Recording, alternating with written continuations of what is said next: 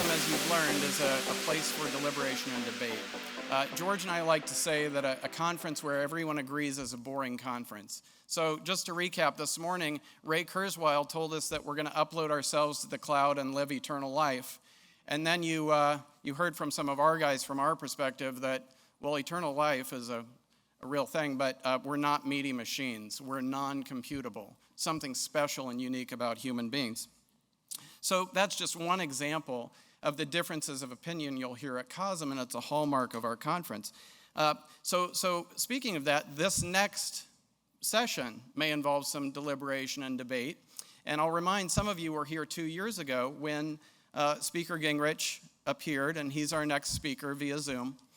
He appeared, and the session ended, and George was kind of shouting at him. And I remembered saying, at the conclusion of that session, I said, well, I don't know that we'll be seeing the speaker again anytime soon at COSM, but it turns out Newt is a really good sport. So we appreciate you, Speaker Gingrich. Now, I thought, who could possibly moderate this discussion? Like, do I know a diplomat or an ambassador? And it turns out I do. Bruce Chapman, the founder of Discovery Institute, a bona fide ambassador. Bruce has been instrumental in my career, dear friend and mentor to me, storied career. Met George Gilder at Harvard in the early 60s, and they've been causing trouble ever since.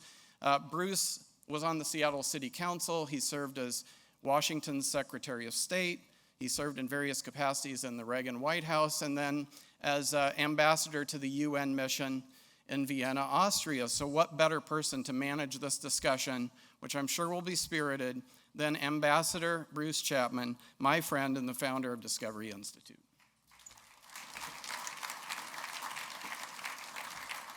Thank you. I see Newt down here. I want to salute him ahead of time, too. I met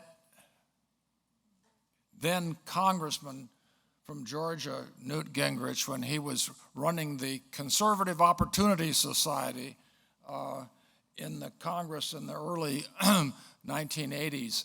And Ronald Reagan, I also served in the White House for a while and under President Reagan. And I know that President Reagan would sometimes sneak off into his private quarters so that he could listen to Newt and his fellows talk about public policy, because he found that he always agreed with Newt much more than he agreed with a lot of his own advisors. And so it's a pleasure to have him here tonight. I am going to introduce the subject of debate, which has already been mentioned by Steve, but I want to say that discovery itself requires debate. The fact of discovery, the process of discovery. We are named Discovery Institute because of the discovery in public policy that makes all the difference between the status quo and stagnation and progress. And progress requires discovery. It doesn't always require invention, but it often does require discovery. Now, right now, around the world, the American advantage, which is based on freedom to discover, the free market, the free enterprise system, representative democracy, which protects the rights of individuals and of corporations for that matter, that is under challenge. We're seeing possibly, and I want to throw this out to Newt, we're possibly seeing the rise of a new Cold War with some of the same old players that were in the old Cold War. Russia, which is no longer communist, but which is definitely authoritarian, and I would say increasingly fascistic. Some of the private sector operates, but it operates under the heavy hand of the government. The same is true in China. And Iran, which is now helping Russia in Ukraine and is being very hospitable to Hamas and Hezbollah as the war develops, and that's absolutely new since the last meeting of this group, in Israel and Gaza. So what do we do about that? Are we in a changed world now? Are we seeing new technologies, which is part of our writ here, being used. In Ukraine, we've seen the advent of drone warfare that changed everything. We're never going to have the old kind of warfare again, thanks to drones. We are seeing in Israel right now the experiment with this new thing called sponge bombs, which are capable of exploding and filling up tunnels, which are, of course, where the Hamas fighters hang out. So technology is changing, and it's not just the beneficent technologies which we've mostly discussed here in this conference, but also the technologies of warfare. We have to live in this world. Our future, all the benefits that we expect to derive from technology have to live in a world which may be a lot more hostile than it has been recently. So I want to start with you, Speaker Gingrich. Are we in a new Cold War? If so, what is our edge here in the West, and particularly in America? Is artificial intelligence part of that edge? And can artificial intelligence and new technologies protect us? These wars are not just happening in the Middle East and in Europe and then potentially in the Far East. We are very worried now, many of us, about what could happen in the United States and how protected we might be. So with that, I'm going to start with you, Speaker Gingrich, and then I'll turn to George. And I don't know whether it's going to be a debate, but it certainly will be a dialogue. Speaker Gingrich? Well, knowing Bruce, first of all, it's great to hear from you. And because of my deep respect for George, I try to do events when he wants me to. And I think the two of you have been the kind of future-oriented conservatives and in a way libertarians that really are a key part of who we have become as a country. But I want to put together sort of two boxes, a threat box and an opportunity box, very briefly. I think that there are 5 threats that we undervalue. The first is nuclear war, including electromagnetic pulse. I think we have been astonishingly lucky not to have had a nuclear war so far. But the number of players with weapons is increasing. The number of players who might find it reasonable to use those weapons is increasing. And to project we'll get through the next 50 to 70 years without a nuclear war, I think, may be overly optimistic. And I think we don't take it seriously in the way that in the 50s and 60s we did. Second, I think there's a almost complete American failure to understand the concept of non-kinetic victories. If you read Sun Tzu, written about 500 BC, on the art of war, which is actually written for politicians, it's on how politicians should instruct generals and admirals. According to Sun Tzu, the greatest of all generals win bloodless victories. And he emphasizes intelligence, corruption, bribery, psychological maneuver, because what he wants to do is so undermine the opponent that you never actually fight a big battle. I think we have almost no concept in the West of how vulnerable we would be to a potential non-traditional assault, starting with things as simple as taking down all of our ATM machines and watching the American public react to a world where they literally cannot access money. Third, I think there's a genuine danger, which we're all seeing. Robert Kaplan wrote an article and then a book back in 1994 called The Coming Anarchy. And it was sort of his response to George H.W. Bush's concept of a new world order. And he said, you really have to be out of touch with reality to think you're going to get a new world order.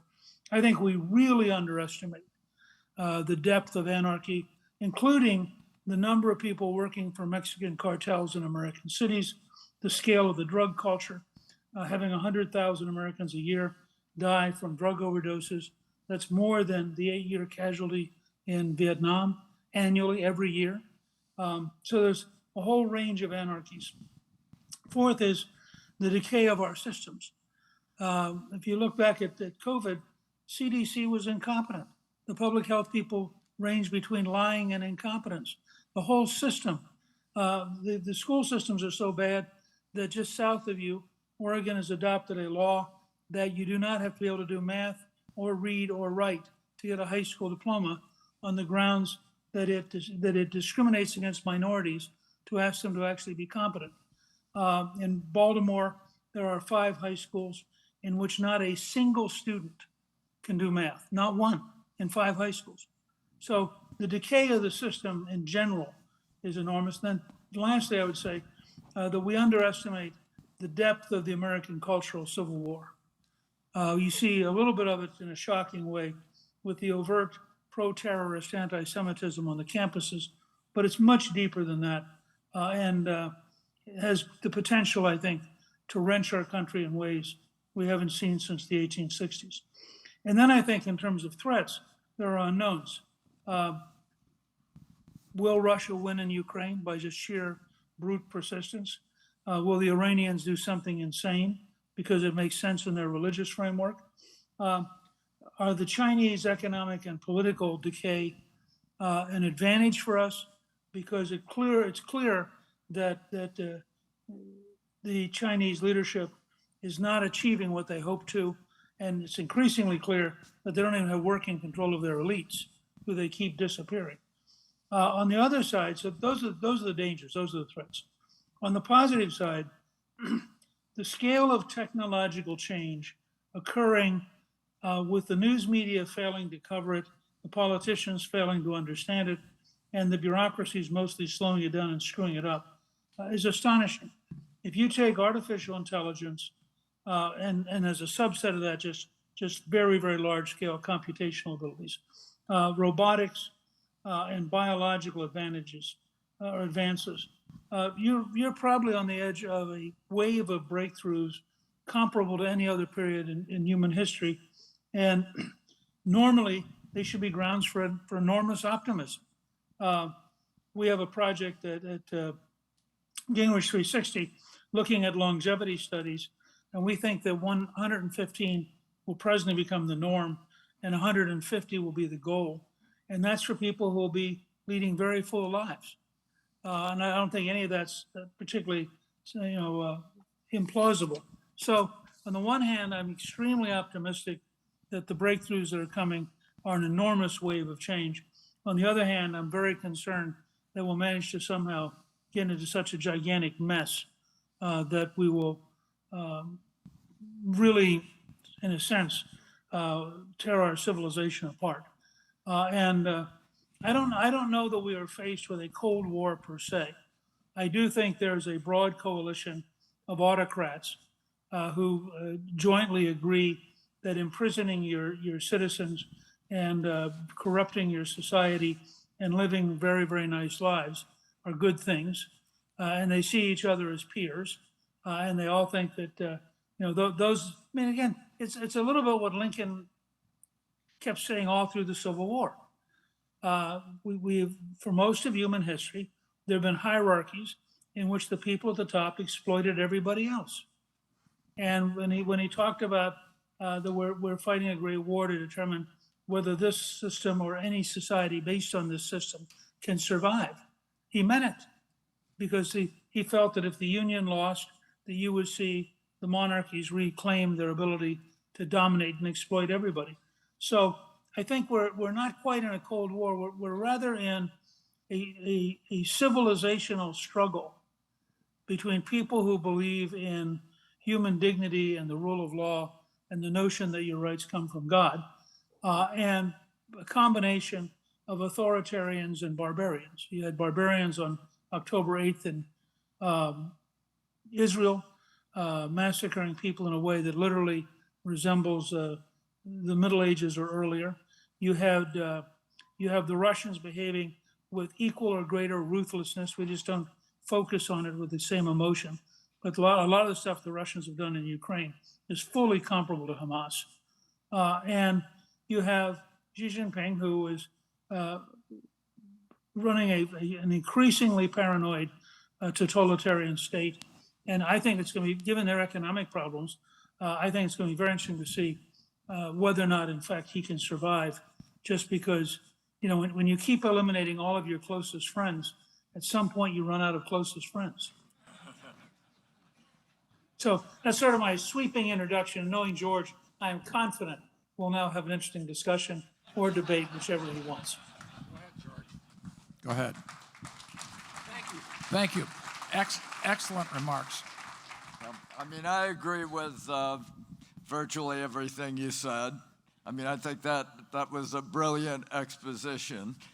I live in the world of technology, and I see the United States increasingly imitating China in its technology policies.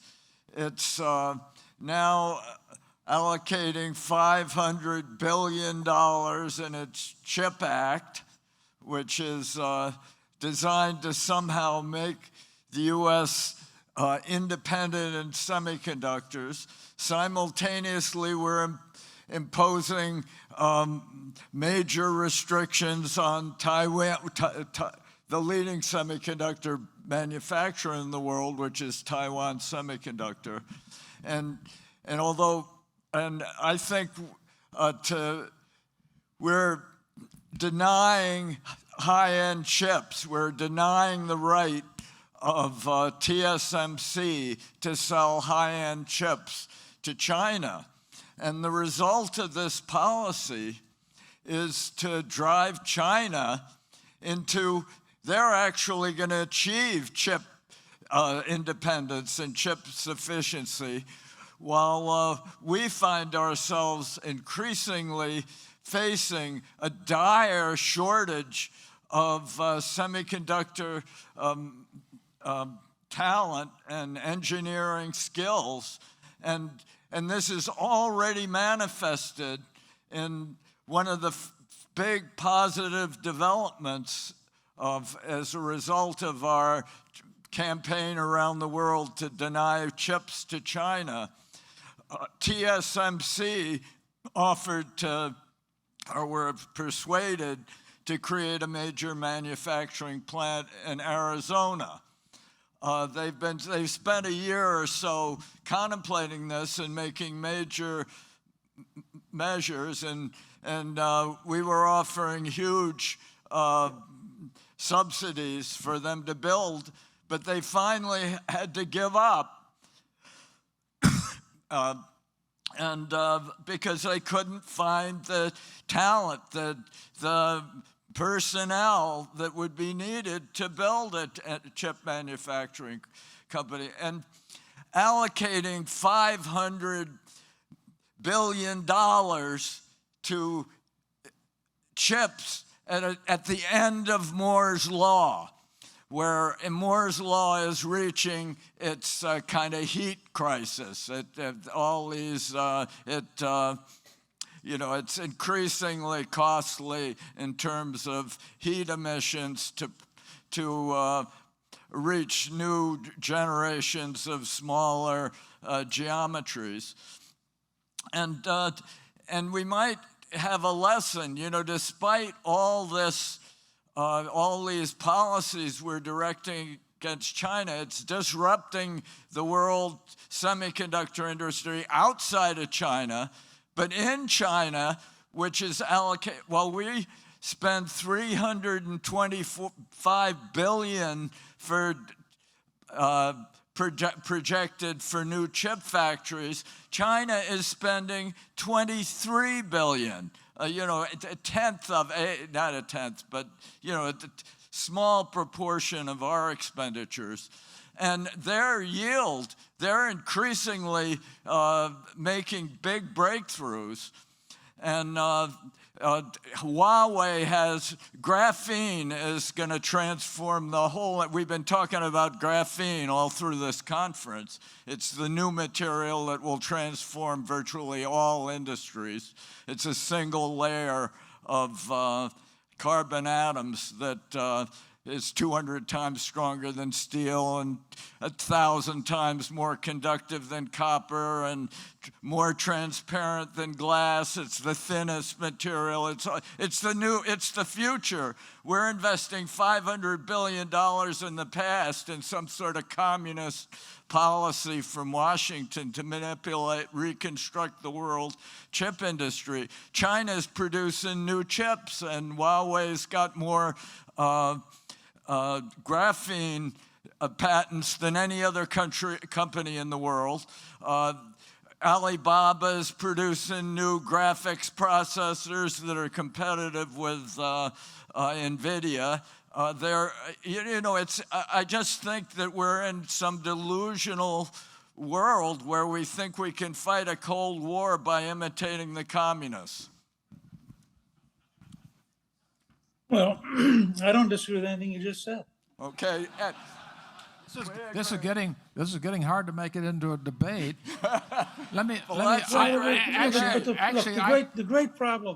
great problem is not analyzing it. The great problem is that you have, I'm actually writing a whole series for the American Spectator, one article a week, on the origins of the current crisis. And the problem you have is you have both an ideological and an interest group coalition, which in Lenin's sense has the commanding heights, and which doesn't want to change, and which is willfully stupid, and has to constantly prop itself up with total dishonesty because it can't possibly be honest about how bad it's doing.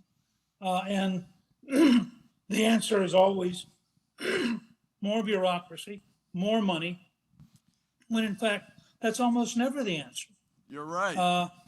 And I think the degree to which we need a profound revolution in the underlying assumptions of our government, and the difficulty we're going to have, that's part of why I said that one of the great challenges is our institutions don't work, and changing them is going to be enormously difficult. You've got a new book, Newt. Tell us about that. I hope in the new book you tell us what to do. I wrote March to the Majority with Joe Gilder, who was my partner in the 16-year project. We spent 16 years working to create a majority. We kept failing. We failed in 80, 82, 84, 86, 88, 90, and 92. Finally won in 94. Won basically by putting together a Reagan movement, and everything that was in the contract with America grew out of Ronald Reagan. We then maneuvered very, very aggressively. We got Clinton to sign the largest capital gains tax cut in history, which was a big part of the boom of the late 90s. We passed welfare reform, which was the most successful single social reform of our lifetime. Millions of children left poverty. Their parents went to work. We were reestablishing a dynamic of getting people off of the bottom, not paying them to stay there. Yeah. And the only 4 balanced budgets of your lifetime came out of that Congress. So it was the first Republican Congress in 40 years. It was the first re-elected Republican Congress since 1928. Yeah. And it's clear that almost nobody in Washington has a clue what we did. So we wrote March to the Majority really as a textbook to say, this is a cookbook. This is how you do this. It's doable. There are principles that actually work. And I'm trying to get people who are in politics and people who'd like to be in politics to take a serious look at it, because, we spent, almost 2 solid decades learning how to do this. And I first started with Reagan in 74, and we finally got done in 94. So now you got to do it again, Newt. I mean, we need you now. Well, now let me.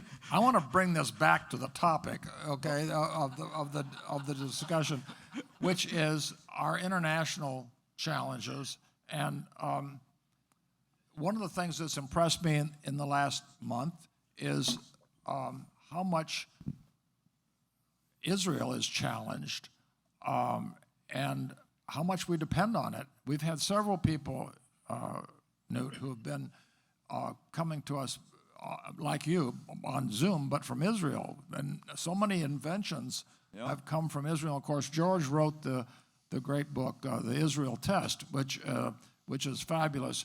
George, what are some of the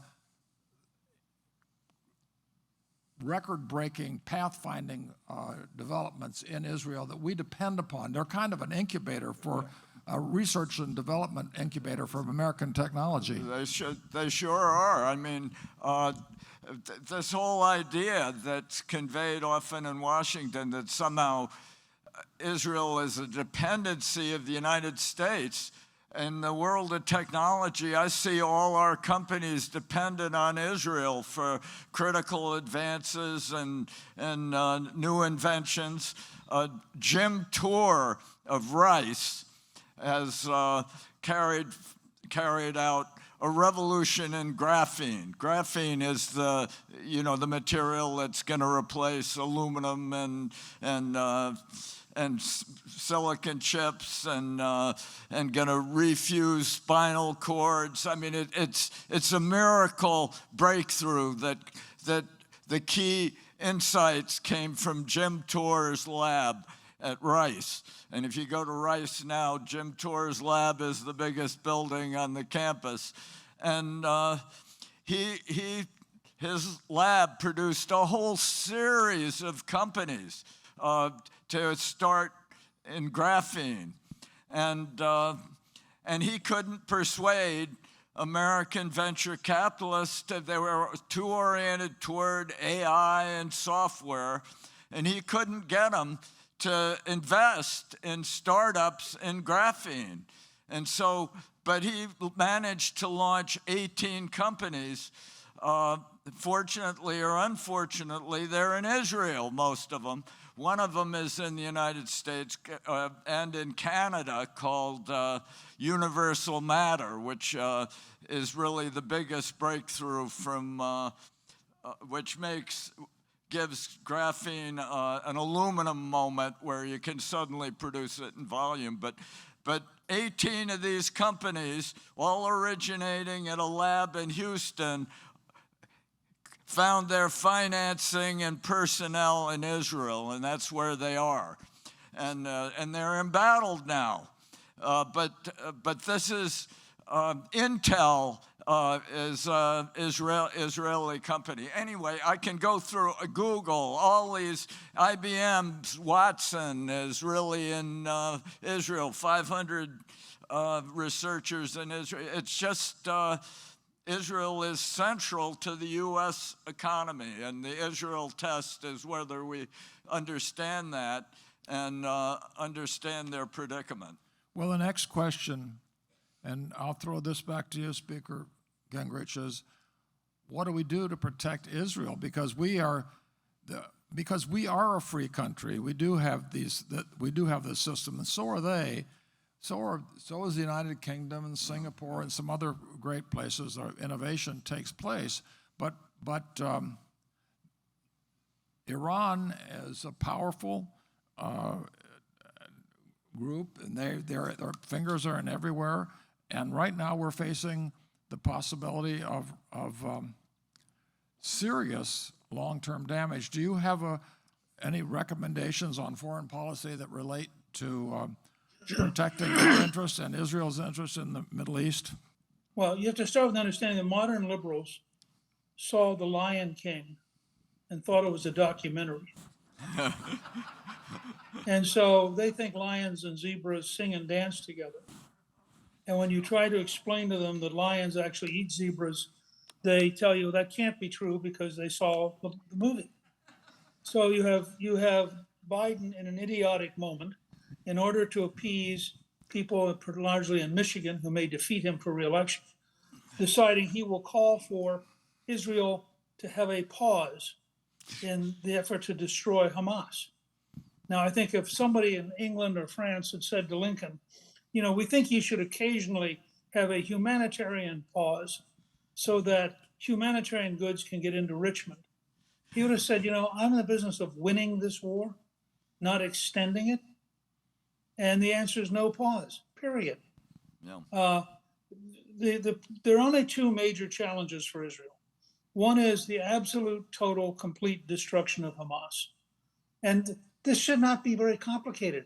I mean, as recently as either yesterday or today, one of their major leaders said, there'll be more attacks like this as long as we're around. We are never, ever going to accept a Jewish state, period. Well, that's pretty clear. Yeah. So either he loses or we lose. There's nothing, no middle ground. The second problem Israel has is Iran. And Iran is too big a country for Israel to take on by itself. And we have had a feckless attitude towards Iran, particularly in this administration and in the Obama administration. For some bizarre reason, Obama decided that Iran should be the centerpiece of the Middle East and went way out of his way to appease the Iranians. We now know that there was an Iranian agent who was the chief negotiator for the United States. A man who was working for the Iranians was Obama's and Biden's chief negotiator. I mean, you can't make this stuff up. I know. This is worse than anything that happened before World War II with the Japanese and the Germans and the Italians. It's just nuts. So what you have to have is a two-part strategy. Part one, you back up Israel. You say, yes, destroy Hamas. We'll figure out rebuilding afterwards, and we'll figure out how to establish a policing system. So anybody who wants to destroy Israel is basically locked up. I mean, when we defeated Nazi Germany, we locked up hundreds of thousands of Germans right after the war because we were determined to denazify the society, and we didn't see any other way to do it. And in the case of Iran, we simply need to intervene. I mean, this nonsense that they have one of their puppets shoot at Americans, so then we prove we're tough by shooting at the puppets. The Iranians will play that game forever. Yeah. I mean, every time an Iranian puppet shoots an American, we should take out something in Iran. And just say to them, as long as you understand, we could seize their oil ships on that sea and then sell the oil and turn it over for reconstruction in Gaza. We could take out their refineries. We have lots of capabilities. But for us to say to the Iranians, you get to shoot at us, and then we'll pretend to be tough by only shooting at your puppets, that is a losing game that signals a level of weakness that no American president in modern times has been as weak as Obama and Biden. And the world knows this. I mean, they watch these guys, they understand how weak they are. Let me ask you, looking even broader at some of the things you mentioned before about the danger of an EMP, electromagnetic pulse, taking out our power grid. And in the discussion that we've had here the last couple of days about artificial intelligence and so forth, does either of you have an idea about what we can do using technology that either is available to us now or can be available to us to protect America from that kind of catastrophic attack? Well, I think that such attack would be catastrophic. I think equally catastrophic is the current attack being launched by the U.S. government on our power grid. That's the real threat today. Yep. I mean, there's a long-term possible threat of EMP. If we got to worry about that, we're really in dire straits. We can't worry about anything else. But today we're dismantling our power grid and replacing it with windmills and solar panels that have to be completely backed up and that yield no power at all. Because you got to duplicate everything. It's intermittent power that has to be supported and duplicated. So I think the threat to the power grid comes from Washington rather than from China or Iran. Let me ask you, Bill Gates is proposing small-scale nuclear plants, which presumably would be easier to defend if they were semi-autonomous. Yeah.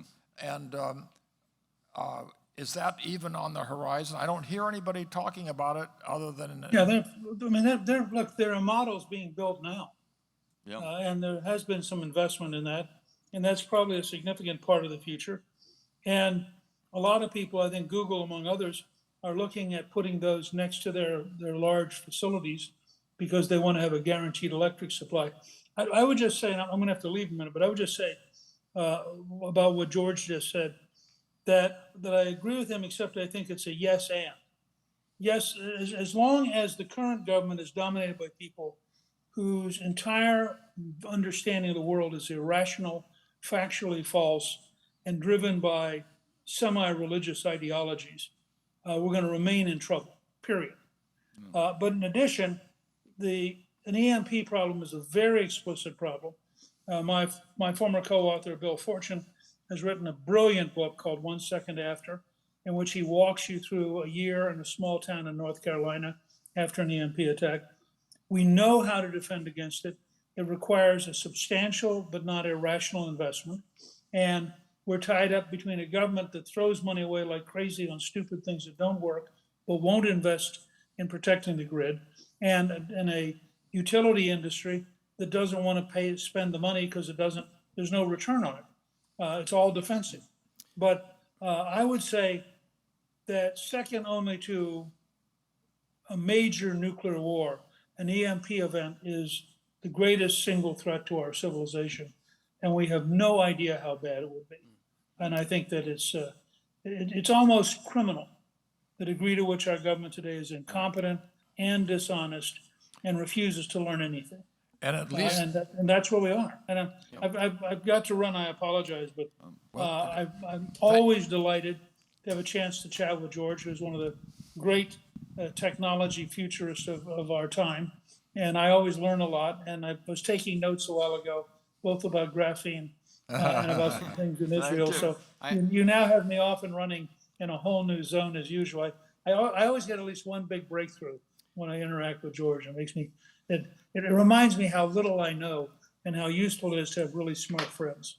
I have to say, Thank you so much. I have to say, I'm having a flashback to 2 years ago, Newt, when you said you needed to leave for dinner and George didn't hear you, and that's when the shouting began. Anyway, we want to be respectful of your time. Yeah. Thank you so much for joining us, and Thank let's you. hear for this panel. All right? Thank you, Newt. Thanks. It was great fun.